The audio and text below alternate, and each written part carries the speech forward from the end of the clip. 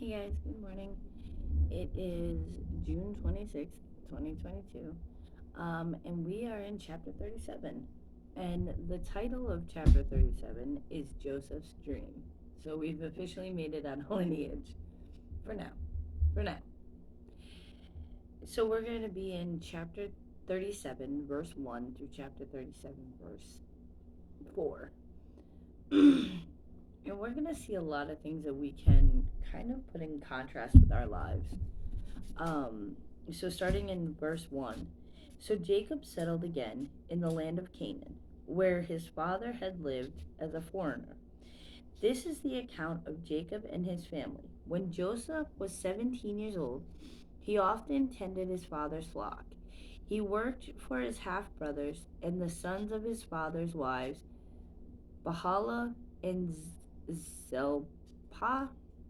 But Joseph reported to his father some of the bad things his brothers were doing. Jacob loved Joseph more than any of his other children, because Joseph had been born to him in his old age. One day, Jacob had a special gift made for Joseph, a beautiful robe. But his brothers hated Joseph because their father loved him more than the rest of them. They couldn't say a kind word to him. Okay, let's break this down because we see a lot of things that um, we see a lot of things that are sticking out to me at least. And the first one is that they are back in the land that Isaac settled in, where he should have been the whole time, but he wasn't. The second thing is jealousy. And we're going to see this more and more in Joseph's story, but it says it very plainly that Jacob had a favorite, and Jacob's favorite was Joseph, and he loved him far more than he loved any of his other sons. Not saying that he didn't love his other sons, but he loved him far more. And because of this, he lavished him with gifts that he didn't buy the others. And in that lavishing of the gifts and that favoritism, out came hatred. Hatred from Joseph's other brothers. Now, we could sit here and judge his brothers, and we're gonna kind of sort of judge them a little bit, a lot of it maybe actually, in the next couple videos. But you gotta understand this: God does not show favoritism to us. He doesn't look at one person and say, well, I love them a little bit more, because favoritism is not good. When we favor one person over another, when we favor one child over another, then we start this ball of contentment. And in those moments, and when we feel like, and we can take this as this also, when we feel like God is giving a blessing to someone else, when the blessing that you want is the same thing and you don't understand, well, why not me?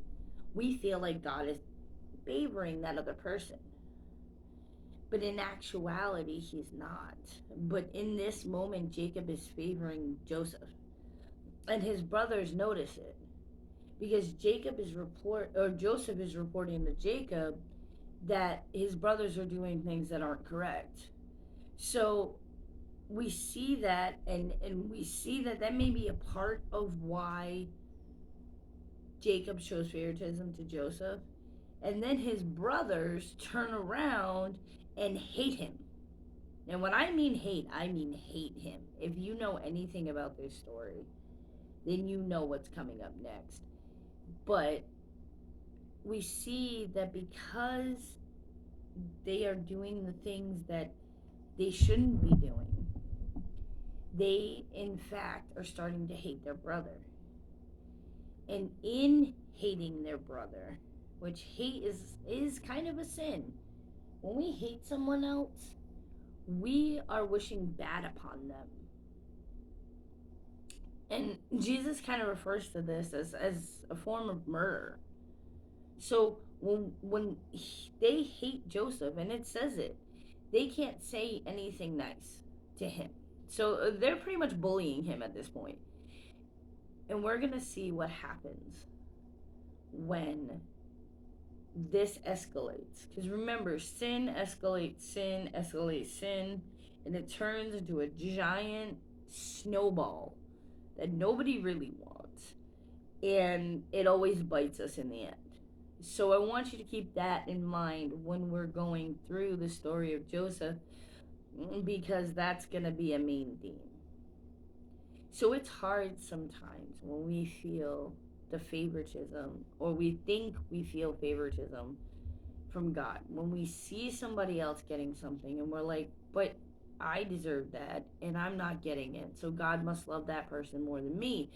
Now, in that moment, we see a lot of these moments in the Bible where a person can go left or go right.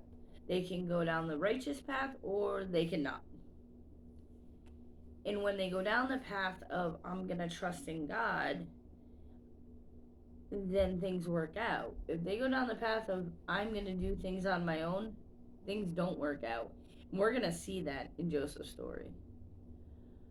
So I hope today you guys have a wonderful day. And I hope today you see Jesus all around you. And I hope you see God's promise in everything you do. I hope you have a great day. Bye.